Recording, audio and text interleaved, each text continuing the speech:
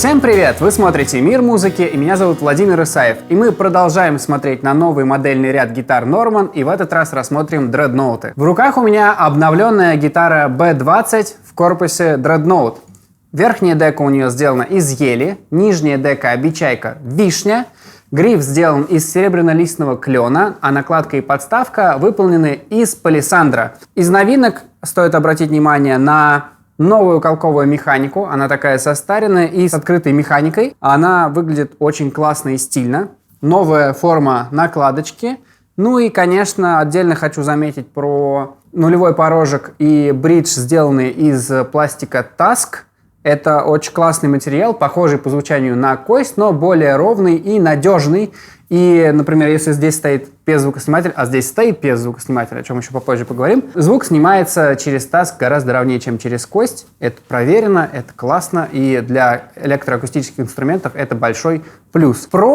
Собственно, пьезозвукосниматель и так далее. Здесь на модели B20 раньше стояла электроника от Fishman, теперь это брендовая канадская система пьезозвукоснимателя и предусилителя от Godin, это QIT. Она, на мой взгляд, чуть-чуть интереснее, чем электроника от Fishman. Собственно, сами послушайте, звучит довольно интересно.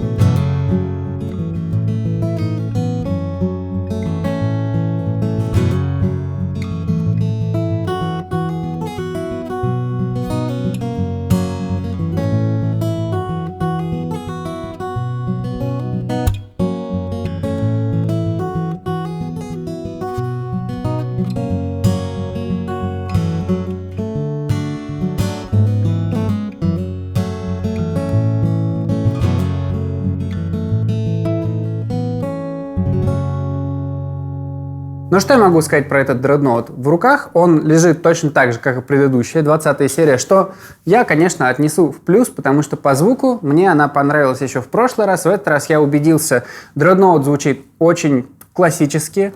Это прям дредноут, как он есть. Насыщенные низкие частоты, немножко проваленная серединка. Петь под такую очень удобно. Она достаточно громкая и достаточно интересно звучащая. Довольно мягко звучит, наверное, благодаря палисандру на накладке и на подставке. Для фингерстайла мне тоже понравилось, как звучит гитара. Громкость между струнами довольно сбалансированная. Пара слов еще про дизайн. Верхняя дека у этой гитары — это глянцевый лак, нижняя дека, обечайка и гриф — это матовый лак.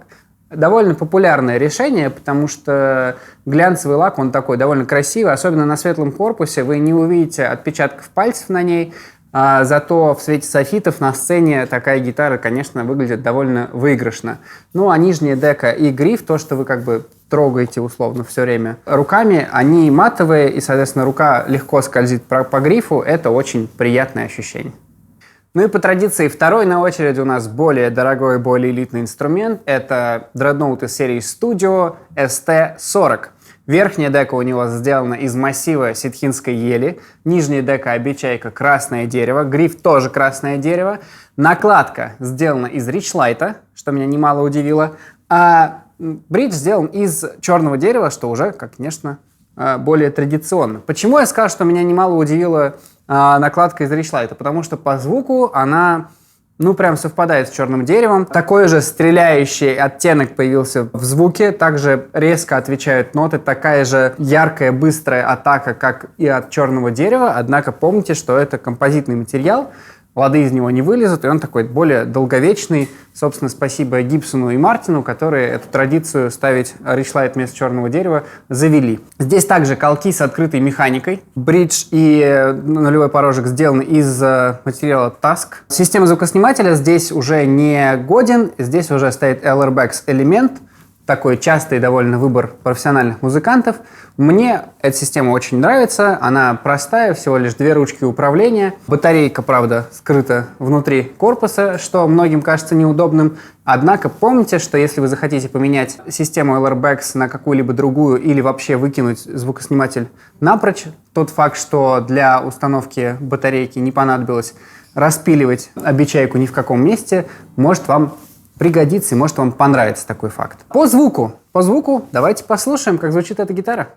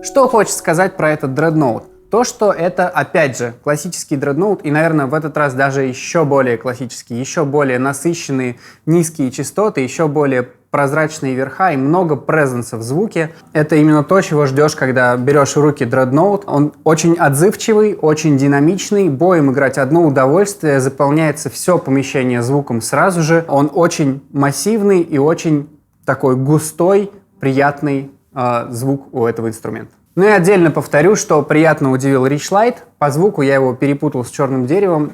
Вообще никакой разницы не почувствовал. Ну а в комплекте у гитары ST40 идет их фирменный Deluxe Trick Case. Это очень классная штука. Во-первых, он очень легкий. Ну, то есть, вот так вот легко обычный кейс вы не поднимете. Все потому, что он внутри выполнен из такого интересного технического пенопласта, которым заполняют бамперы у автомобилей. Он очень прочный, на него даже можно встать, и ничего с ним не будет. А главное, он отлично держит температуру и влажность, что для гитары из массива имеет невероятную важность. То есть, кидаете туда внутрь увлажнители, держите, храните гитару внутри кейса, и будет вам счастье и не будет вам трещин. А кроме того, он хоть и кейс, но он похож на чехольчик, то есть у него есть удобные лямочки, и учитывая, что он легкий, переносить гитару в таком кейсе одно удовольствие. Ну вот мы и посмотрели на новые дредноуты от компании Norman, которые поддерживают уже у них новую зародившуюся традицию делать гитары более красивыми и более интересными по внешнему виду, сохраняя при этом натуральное звучание, уже привычная для гитар Norman. Как вам это понравилось? Мне вот лично зашла эта новая серия. Напишите нам в комментариях, что вы думаете по этому поводу. И, конечно же, ставьте лайки, подписывайтесь на наш канал и нажимайте колокольчик, чтобы не пропустить новые видео. До новых встреч! Ну, там срежется, вырежется, если что-то.